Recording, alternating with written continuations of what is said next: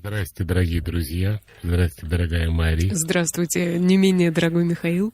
У нас сегодня животрепещущая тема «Как выйти замуж». Да что вы говорите? Не знаю, как вас и меня. А можно камеру выключить сейчас? Что ж такое-то? Она выключена. Да нет. Не смущайтесь, отворачивайте. На меня давайте.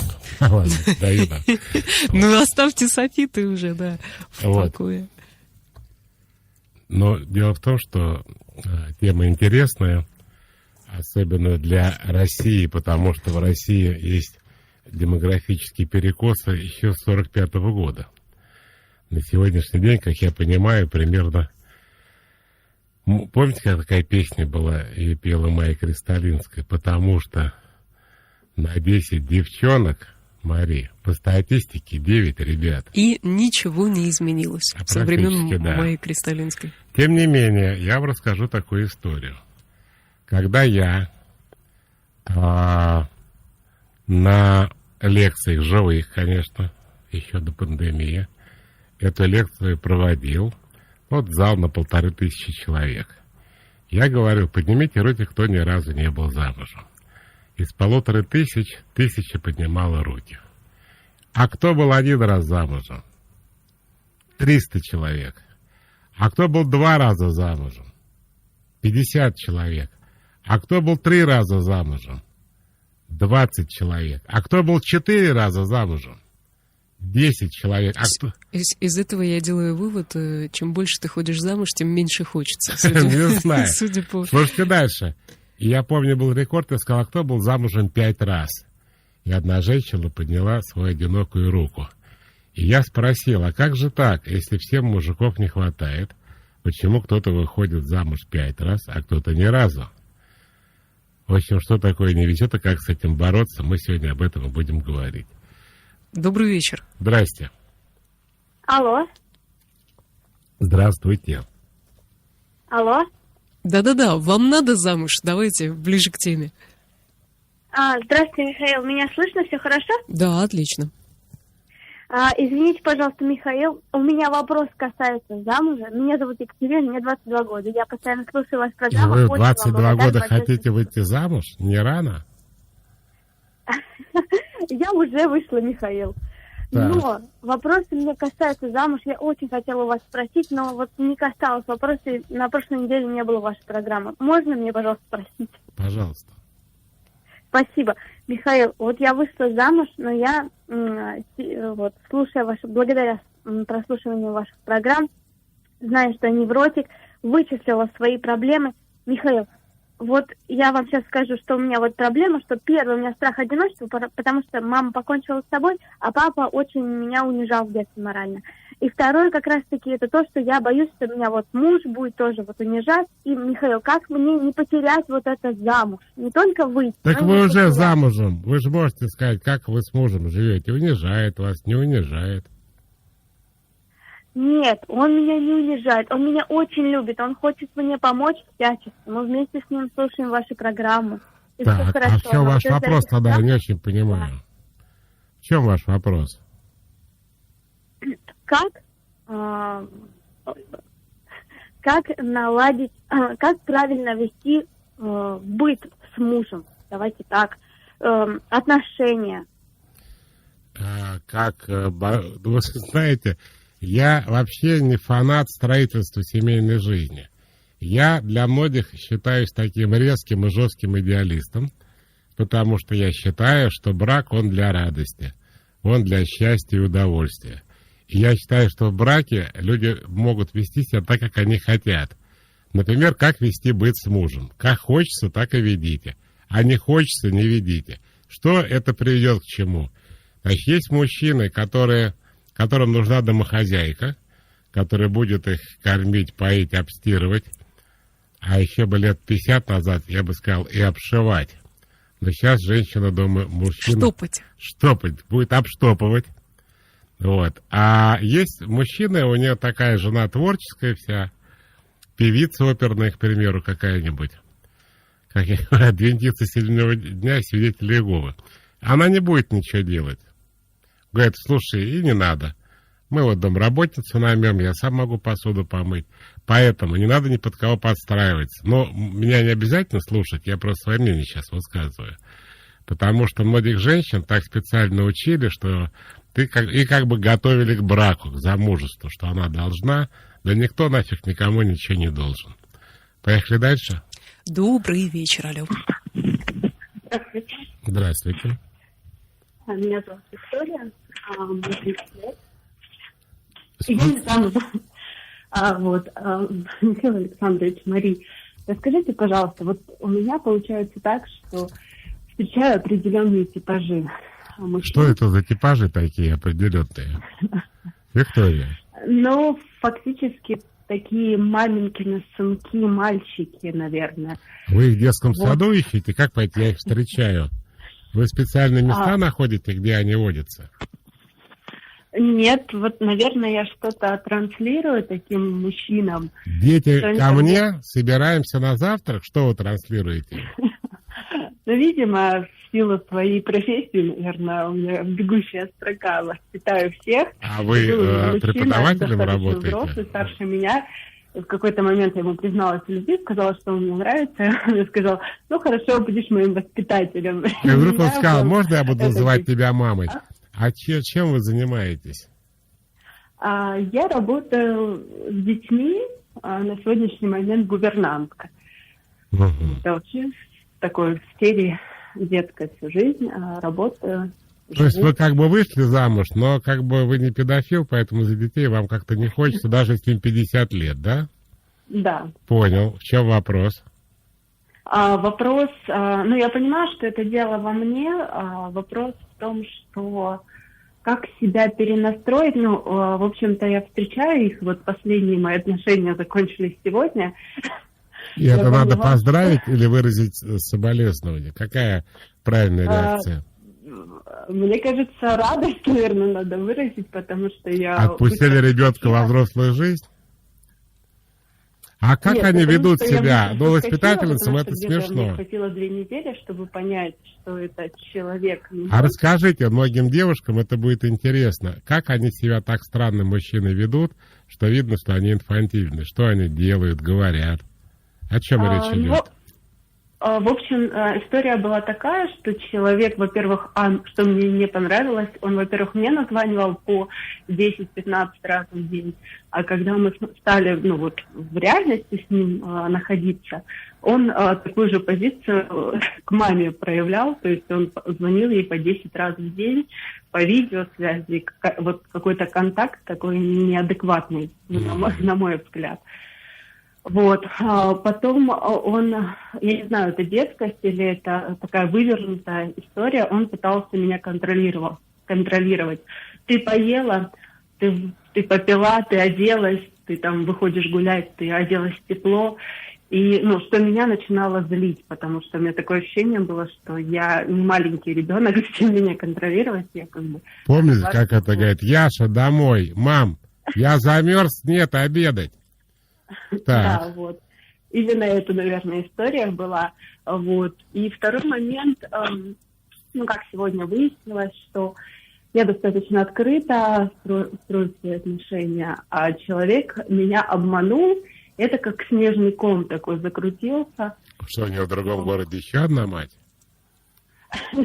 Как он вас обманул? Оказывается, был ребенок, которого до этого он мне представлял как своего крестного сына, как будто это не его жена была. Вы знаете, здесь какой-то уже неадекват пошел. Здесь не просто инфантилизм, а не совсем как бы нормальные люди уже вам попадаются. А в чем ваш вопрос? Мой вопрос, что во мне такого, наверное, Михаил Александрович, что притягивает людей, как себя... Вы наверняка такие типажи женщин встречали, как они ведут, потому что мне, наверное, изнутри себя не видно, как я себя веду, и что притягивает таких неадекватных мужчин ко мне, которые ищут маму. А я вам предлагаю пойти другим путем, не обобщать. Я думаю, что они не все такие инфантильные, и они не все ищут маму. Просто считайте, что это не то, что у вас профессиональная деформация, как говорят, а просто вам в последнее время не очень везло. Это говорит только о том, что скоро повезет. А я сам работал 10 лет в школе. Могу сказать, я не очень знаю, как на ваш вопрос ответить, могу сказать про себя, что когда я очень громко ору, разговариваю в ресторане с друзьями, например, и они мне делают замечания, говорят, что мне замечания делать, я 10 лет в школе работал. Типа все учителя, они орут. Это правда, кстати. Учителя очень громко разговаривают. Привычка такая со школы. Вот. А что еще такого есть поведение женщины, которая работает гувернанткой, воспитателем или педагогом, я не очень знаю. Может быть, вы их при встрече спрашивали, так, ногти покажи и уши покажи. Ты руки помыл? Может быть, из-за этого все происходит? Там, может быть, я не знаю, Пушкина читал. Да. Тут же всякие вещи. Ну, думаю, что нет, конечно. Я думаю, что я бы не стал из этого делать обобщение в принципе. Поехали дальше. Сообщение от Анны, Михаил. Анна спрашивает, как понять, что мужчина, с которым я встречаюсь, подходит на роль мужа? Замужество — это только история про любовь или все же есть какая-то доля рациональности? Например, что он будет надежным. Кто это спрашивает? Уже пора, пишет Анна. Анна, дорогая. Краткий исторический экскурс. Брак никогда в жизни никакого отношения к любви не имел вообще в принципе. Брак – это религиозно-государственный институт, созданный для структурирования обществ еще в древности. А когда мы, так сказать, закончили с языческим периодом и перешли к авраамическим религиям, то оказалось, что по типу церкви, я не знаю, мечети или синагоги строится семья. Там есть Бог один, и мы знаем, как его зовут. Это мужчина. Женщина всегда продукт второго сорта. И, кстати, если вы не в курсе, во всех конфессиях женщины или вообще не ходят туда, куда мужчины молиться, или молятся отдельно от мужчин. Их как бы за людей не держат фактически ни в одной конфессии. Ну, не вообще за людей, конечно, а за людей таких, как мужчин. Это как бы второй сорт. И дальше третьим сортом идут дети. С ними тоже практически ни в каких конфессиях не считается. Вот. И брак в этом смысле очень напоминал паству, прихожан, я не знаю. В общем, религиозные какие-то особенности. Притом религии разные, а идеи примерно одинаковые во всех этих конфессиях. Наверное, у буддистов, синтоистов и остальных все по-другому, но я туда глубоко не залезал и не хочу говорить о том, что я вообще не знаю. Ну вот, теперь, первая попытка жениться по любви, вы ее все знаете, она очень хорошо и подробно описана. Напомню, чем эта попытка закончилась, все умерли. А попытка называется «Ромео и Джульетта». Но с какого-то момента в странах Европы постепенно, отходя от средневекового, так сказать, жесткача, люди стали косо смотреть друг на друга. Кому-то внешность нравится, кому-то характер. И хотя всегда там родители выбирали жениха и невесту, часто еще с детства, детей вообще никто не спрашивал, про любовь никто не разговаривал.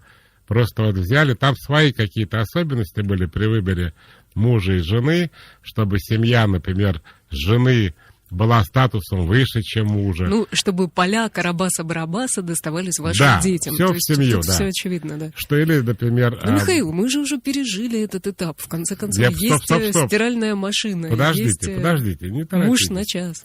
Нет, не помогает. Ни стиралка, ни часовой. Дальше, или там муж, например, из семьи более богатый, чем жена. Помните, как это по Островскому, господи, фильм-то? «Бесприданница». «Бесприданница». Вот примерно так все это. Какая нафиг любовь? Но постепенно любовь стала овладевать умами граждан. И на сегодняшний день в основном в европейской части мира или в американской части мира, ну и отдаленные государства типа Новая Зеландия или Австралия, люди стараются выходить замуж, все-таки испытывая какие-то чувства друг к другу.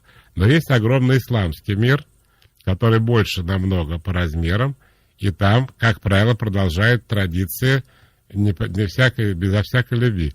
Ко мне, когда приходили пациенты из таких стран, то и очень интересный с ними разговор был. Там приходит женщина, не будем уточнять национальности государства, и говорит: я мужа своего больше не уважаю. Я говорю, а вы чувства любите? Нет, я сейчас не обсуждаю свои чувства, кроме того, что я потерял к нему уважение. Там причина была, он ее отца стал деньги просить. А как вы познакомились? Говорит, ну вот мы 2 раза в кафе посидели, с его стороны 30 родственников, с моей 50. И он мне показался приятным парнем, а когда мы стали жить, он оказался не совсем мужиком, ну и так далее. И полностью отказывается про любовь говорить. Поэтому вот такая вот ситуация с браком. Наверное, в таком виде, в котором брак есть, он будет меняться. Но понимаете, в чем проблема такого брака? Что на одной соплюшечке под названием «сегодня люблю, завтра не люблю». То у кого-то грудь маленькая, у кого-то ноги короткие, уши кривые. Типа, да ну нафиг, или характер. И получается, что люди разводятся со страшной силой. На 100 браков примерно 54 развода. И такого раньше, конечно же, не было. Не потому, что это у нас любят крепкие браки, а потому что вообще не было ожиданий никаких, там, разочарований никаких не было. Там максимум, что могло не понравиться, это характер как бы тяжелый, другой человек с ним жить не может. А так жили все. Поэтому брак вот как-то так. Однажды меня таксист узбекский, парень молодой, говорит, ой, вы знаете, вот у нас в семье нас 3, 2 брата и сестра. Нам с братом мать с отцом нашли невест, а сестра у нас кандидат наук, она химик, и ей родители разрешили самой себе выбрать жениха. Вот как выглядит мир сегодня. Поехали дальше. Добрый вечер, алло. Алло. Здравствуйте. Здравствуйте, Михаил, меня зовут Владлена, мне 30 лет. Да, Владлена, пожалуйста. У меня такой вопрос. Как можно выйти замуж после развода? Ну, то есть возникают определенные страхи после развода, знакомясь с мужчинами. Кажется, что повторится все заново, что будут те же проблемы, что в браке. А его из-за чего развелись? Какая у вас была проблема?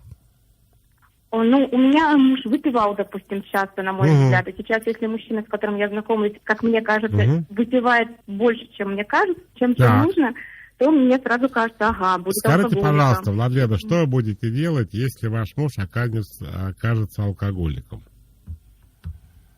Я 7 лет с ним прожила, видимо, я до сих пор не знаю, но, скорее всего, я уже закончу эти отношения сразу. Вот, из-за того, что люди на вопрос, а что вы будете делать, если вам изменят, а что вы будете делать, если вас обманывают, а что вы будете делать, если вы алкоголик, наркоман и так далее, те люди, которые говорят «не знаю», они, собственно, и тревожатся. Не тревожатся люди, которые говорят точно, что они будут делать. Например, разведусь.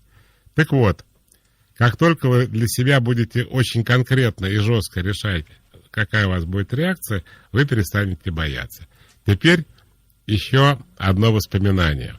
На одной из лекций в городе-герое Москве встал мальчик, 20-летний, и говорит вот что. «Здравствуйте, — говорит, — Михаил, вы тут все про счастье, а мы скоро умрем». Видимо, он ковид имел в виду. Это еще задолго до ковида. Я говорю, а сколько тебе лет? Он говорит, мне 20 лет. Я говорю, слушай, ну ты как хочешь, а я еще поживу. Ну, все засмеялись, он сел на место. Через некоторое время встала женщина и говорит, Михаил, я развелась 5 лет назад, у меня есть маленький ребенок. У меня есть новый мужчина, он мне делает предложение, прям как вы сейчас спросили. Он мне делает предложение, но я боюсь, что сейчас все опять кончится разводом. Что мне делать? И я ей сказал то, что и вам сейчас скажу. Выходите замуж, чего вы так паритесь? Вы все в конце умрете. Легче стало? Да, спасибо. На здоровье. Очень простой метод, а какой действенный, Михаил. Анастасия пишет, вот интересный, конечно, подход. 28 лет Анастасия не была замужем, самостоятельная, есть мужчина, хороший секс, он и я заинтересованы друг в друге. Хотя это я уже добавила друг в друге, просто он и я заинтересован. Но он мало зарабатывает. На корню говорю, чего я хочу в финансовой сфере тоже, что должен он мочь обеспечить. Он прорабатывает сферу финансов с психологом, хочет все изменить. Говорит, что года хватит. Стоит ли ждать этот год изменений? Ну, вы знаете, тут надо не меня спрашивать, а свое сердце. Если вы хотите, ждите. Если вы не хотите, не ждите. Здесь мой совет не должен никак повлиять на ваш выбор. Добрый вечер. Здрасте. Добрый вечер, Михаил. Добрый вечер, Мария. Меня зовут Наталья. Я была официально 2 раза замужем. Первый раз вышла замуж, прожила с мужем 1,5 месяца, беременную уехала от него. Почему? Он меня ревновал вообще к столбу, можно А сказать. до замужества Это было этого невыносимо. Что, Михаил? До замужества это не проявлялось никак? Дело в том, что мне нравился совершенно другой человек. Получилось так, что мы с ним расстались, а этот за мной ходил по пятам. Мы 2 дня повстречались, он пришел к папе и сказал: я люблю вашу дочь и хочу жениться на ней.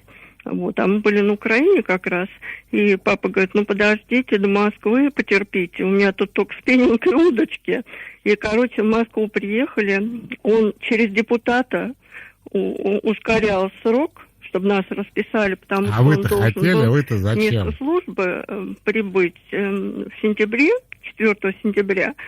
Вот, и, в общем, поехали мы туда, там начались сцены ревности, в общем-то. А у меня еще беременность, меня рвет по 10 раз в день. Еще раз спрашиваю, вы меня слышите?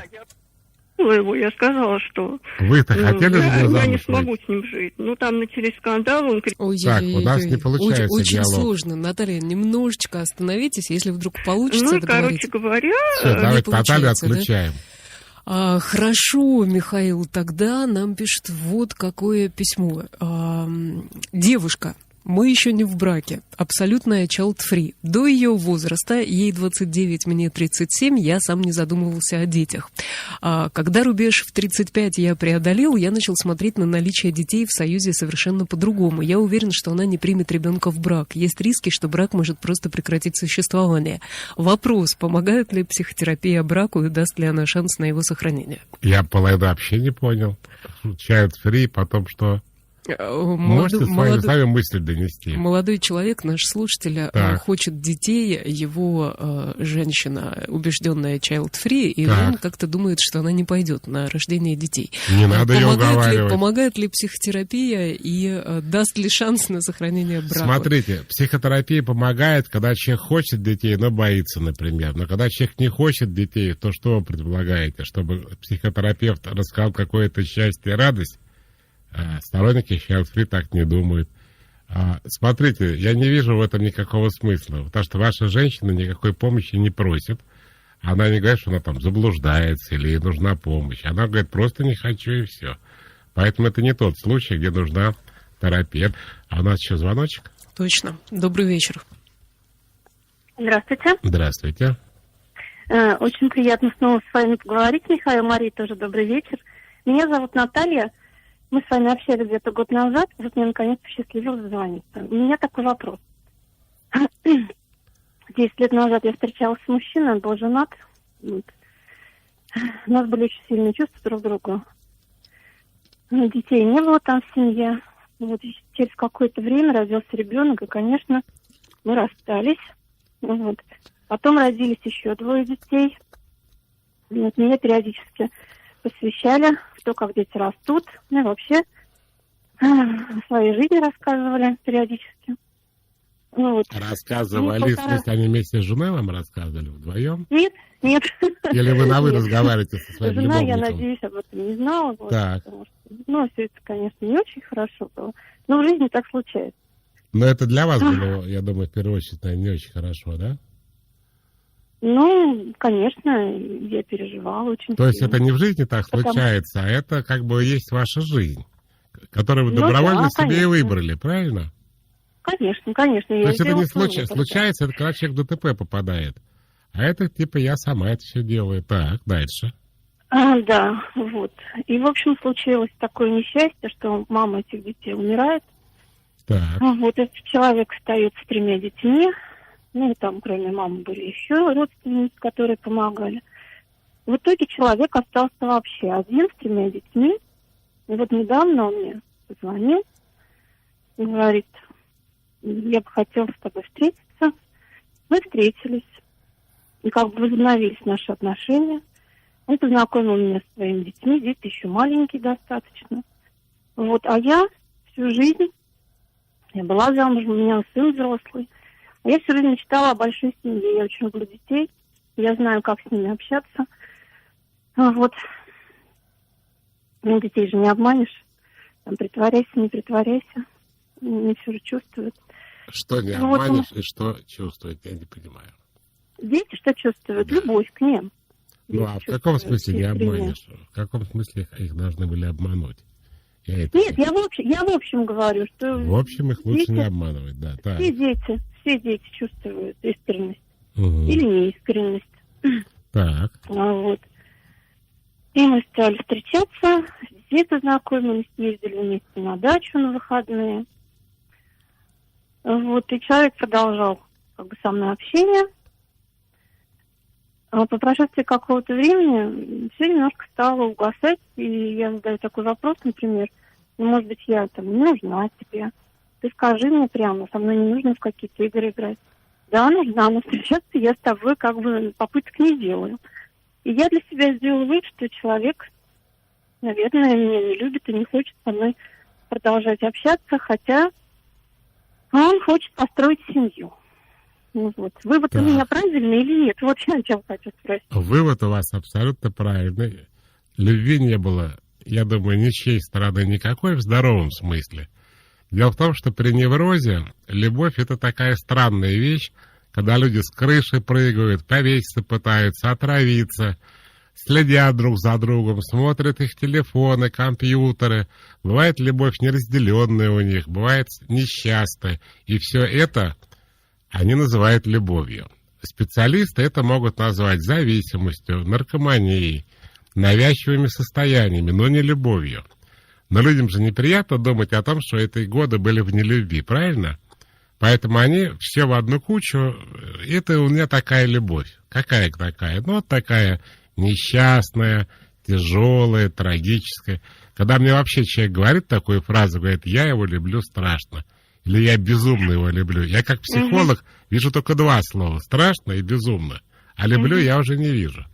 Я доходчиво объясняю? Конечно.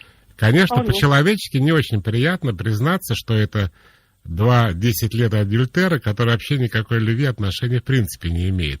Вы спросите, Михаил, а что же, я не имею права влюбиться в женатого? Имеете.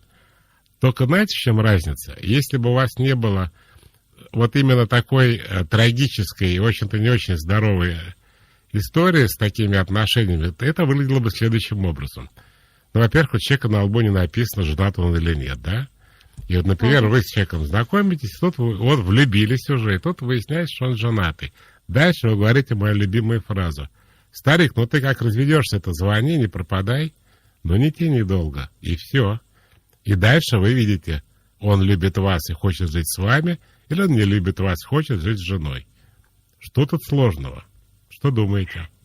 Нет, я с вами полностью согласна, поэтому, в общем-то, мы и расстались когда-то. Но у вас даже голос такой невеселый. Я не хочу там страдать, переживать. Ну как же не хочу? Конечно, хочу. Человек сделал свой выбор. Подождите, стоп. Конечно, вы хотите страдать. Секундочку. Я более вам того скажу. Если он сейчас позвонит и скажет, слушай, я вот думал, конечно, я был неправ, я вообще не очень красиво с тобой поступал. Прости меня, если сможешь. Я люблю тебя, выходи за меня замуж. Вы скажете, да? Что, нет, что ли? Уже нет. Как сказал я Жванецкий. Уже, знаете, вот я эти дни очень много думала об этом. Уже нет. Как сказал Жванецкий, народ упорно ползет на кладбище. Зачем нам этот разговор, дорогие друзья? Затем, что вы поняли первое. Вот мы сейчас как обсуждаем, какие люди делают ошибки и почему они не замужем. Никогда в жизни не надо тратить время на занятых мужчин и женщин. Как я в таких случаях говорю, если вы пошли за мясом, то в рыбном магазине торгуют рыбой, а мясом торгуют в мясном. Поэтому, если будете проводить время с женатым, они не про брак.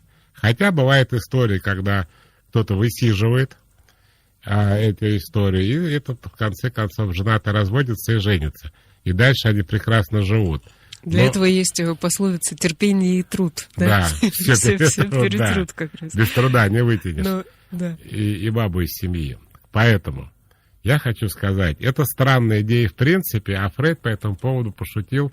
Он сказал, что если вы спите с чужой женой, то вы выясняете отношения с ее мужем. Например. Каким образом? Возможен такой вариант развития событий. Алена, 35 лет, город Новосибирска. Сейчас я одна уже год, прошлый типаж парней меня уже не привлекает, и с ними были, в общем, не самые лучшие отношения. Я пытаюсь как раз, Алена пытается отойти от этих отношений, но новых отношений не появляется. Вот в чем дело. Вопрос, когда придут здоровые отношения? Старый типаж уже не нравится, вот, а мы нового переходим, да, нет. Умничка, Алена. Мы переходим ко второй части Мармезонского балета. Здоровые отношения придут тогда, когда Алена поправит свою голову. Дело в том, что отношений в воздухе не существует. Отношения — это не абстракция. Отношения между людьми — это люди друг другу себя транслируют. И если люди адекватные, беспроблемные, с устойчивой психикой и так далее, у них, соответственно, такие же отношения. Стабильные, доброжелательные, позитивные, здоровые, продолжайте без меня дальше.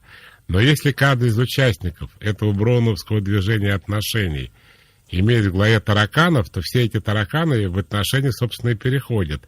Недовольство друг другом, низкая самооценка, сегодня люблю, завтра не люблю, критика, разочарование и так далее. Поэтому, если вы говорите про других людей, то для этого надо самой измениться. И еще любопытная деталь. У многих людей есть очень интересная проблема. Им, так скажем, женщине нравится какой-то тип мужчин. Этот тип мужчин не предполагает брака в принципе. Но получается такая проблема, что или с этими мужчинами, или на других у них просто не стоит. На хороших, домохозяйственных, которые прям завтра в ЗАГС пойдут. Они таких не хотят. Они хотят тех, которые их обманывают, которые играют ими. И тут проблема в том, что нужно поменять свою либидо, иначе так можно всю жизнь промаяться. Добрый вечер, Алена. Здравствуйте. Здрасте. Здравствуйте, Михаил, Мария. Я как раз вот отношусь к той девушке, которая вот про женатых и у которой есть продолжение, но не до конца, до свадьбы делать не буду. Значит, я встретилась с мужчиной, в процессе общения выяснилось, что он женат. Я сказала, что такие отношения вечерние, там, 2,5 часа меня не устраивают.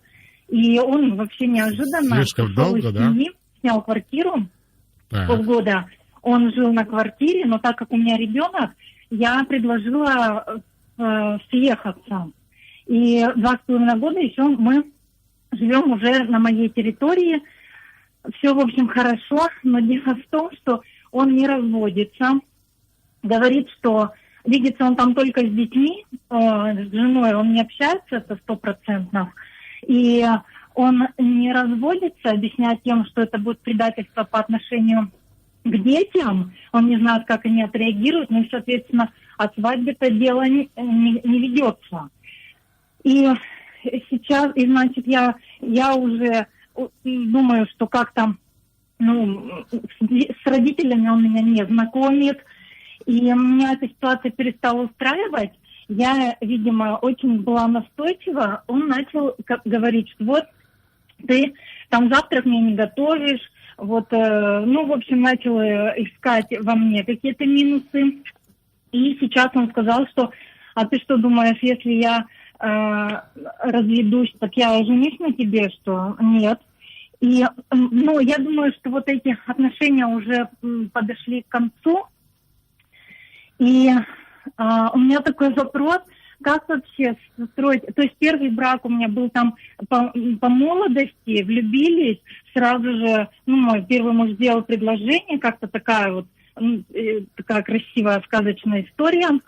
И как мне вообще дальше строить отношения, чтобы вот не зависнуть вот в этом сожительстве на слишком долгий срок? Потому что я все-таки, если жить, то я хочу, хорошие семейные отношения, чтобы я была официально женой. Вы же могли хотеть хороших семейных отношений, когда все, что вы делаете, это я не хочу никаких, ни семейных, ни хороших, и, в принципе, отношений мне не нужны. Люди — это то, что они делают, а не то, что они говорят. Знаете, что вы делаете?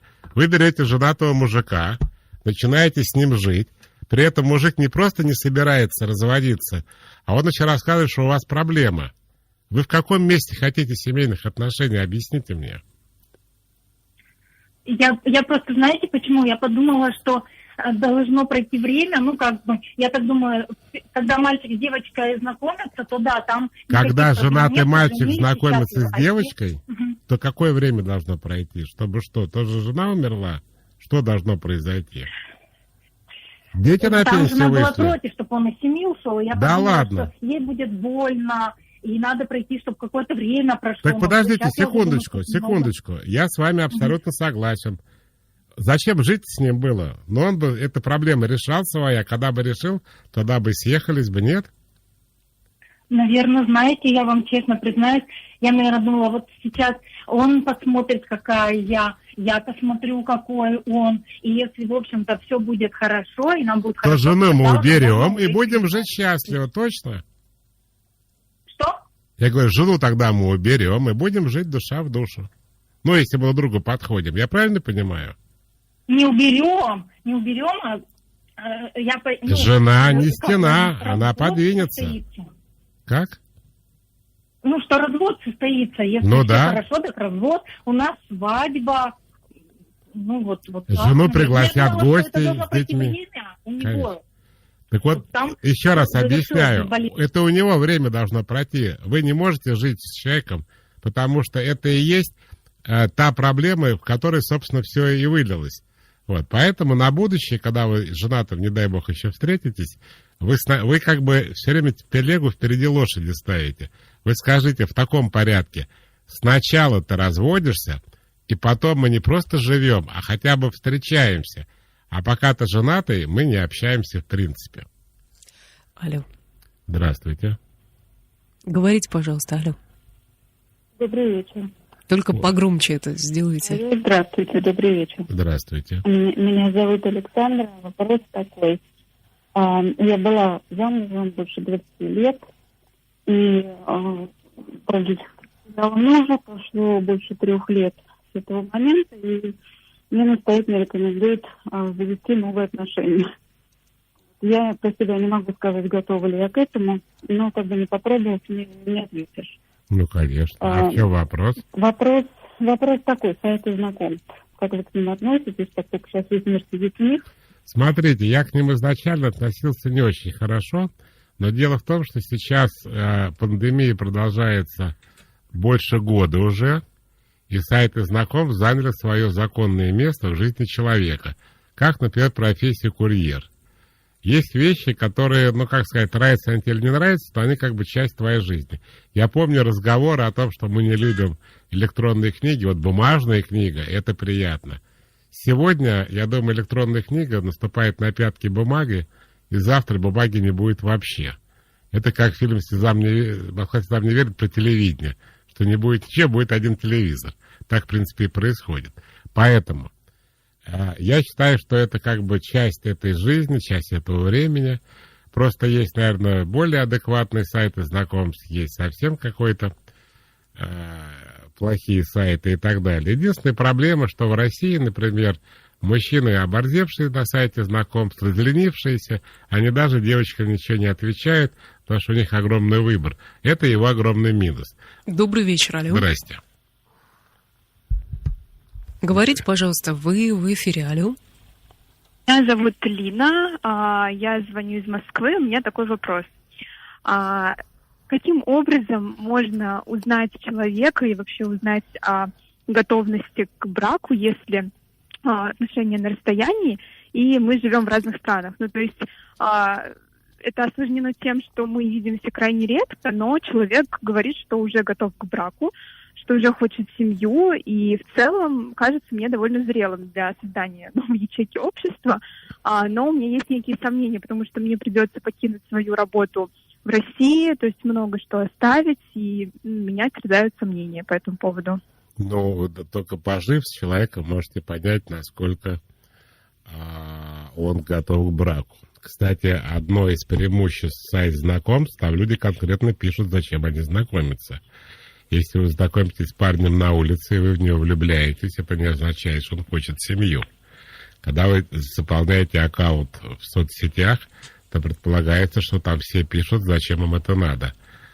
кому-то переспать, кому-то погулять, кому-то поболтать, а кому-то и замуж выйти. А в вашем случае только вместе пожить. Ну, то есть совместный быт, он как бы будет решающим фактором, получается. Он, То есть, когда... даже не быт, а вообще вся жизнь совместная, будет вам понятно даже не то, что насколько он готов к себе, насколько вам с ним комфортно, и вы хотите с ним иметь семью. Понятно. И вот еще такой момент, там, до этих отношений были другие, и меня всегда вот терзали сомнения. И в целом, может быть, по жизни мне это пригодится. Вот вообще как подступаться к такому вопросу? Я понимаю, что все должно происходить на берегу, о том, что вот моя цель там этих отношений, это, ну, допустим, там, создание семьи.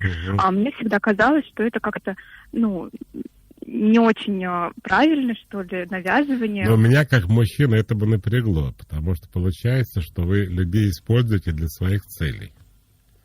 Все-таки давайте я тогда расскажу и вам, и всем нашим слушателям, тем более у нас осталось там 3,5 минуты, подведем итоги. Ну, во-первых, я считаю, что в здоровом состоянии, но я могу про себя говорить, я не хочу говорить за всех, есть люди, у которых нет запроса, чтобы у них была в отношениях любовь. Им просто это не надо. У них свое представление о браке, они хотят замуж, они хотят детей, и вот типа «люблю, не могу», просят не беспокоиться. Я сейчас говорю про тех, которых надо все-таки, чтобы еще и про любовь. Так вот, в этой ситуации получается следующая картина, в моем понимании, что сначала вам надо с кем-то познакомиться. Этот кто-то должен у вас такие чувства, чтобы, кажется, были бабочки в животе, что вы были влюблены. Как без этого?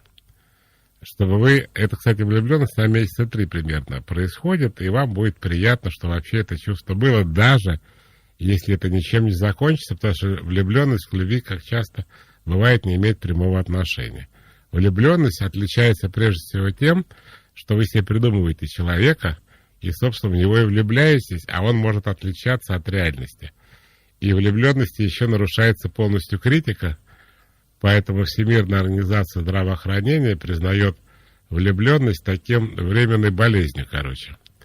Вот, странное поведение, неадекватное, критика нарушена и так далее. Далее, предположим, эта влюбленность переросла в любовь, и вам действительно прекрасно друг с другом, вы вместе живете. И вот вы вместе живете, и тут вы чувствуете, что вам в жизни не хватает детей. Именно в этот момент вы начинаете думать о семье. Все остальные ставят телегу впереди лошади, говорят, я хочу замуж, кто, где. Главное, что это был человеческий экземпляр и противоположного пола. И все. Вот это, собственно, я так понимаю, все, что ожидают от будущего супруга. То есть не про любовь, не про всякие сюси-пуси, а прямо вот замуж и все. Это, я считаю, ошибка. Для тех, кому нужно про любовь. Далее. Не надо тратить время на людей, которые не собираются на вас жениться, в частности, женатые. Далее. Я сейчас говорю о тех ошибках, из-за которых люди не выходят замуж. Если вас что-то напрягает в отношениях, соскакивайте и не уговаривайте себя этой тупой фразой «но я люблю его». Далее. Вы встречаетесь, дальше дело не двигается. До свидания. Дальше. Вы встречаетесь и говорите «я хочу, чтобы мы жили вместе». Он говорит «окей, вы живете вместе». Дальше вы говорите «я хочу семью и детей». Он говорит «я не готов». Опять до свидания. И вот если вы на каждом этапе выбираете себя, не отношения, тогда вы достаточно быстро выйдете замуж, как, собственно, делают те, которые по 5 раз уже там побывали. Но так как многие женщины то с женатыми по 20 лет время теряют, то готовы на любые отношения, то все терпят, то не то, что там не живут вместе, какие там дети. Просто 2 раза в неделю встречаются, сексом заняться, он даже не кормит ее.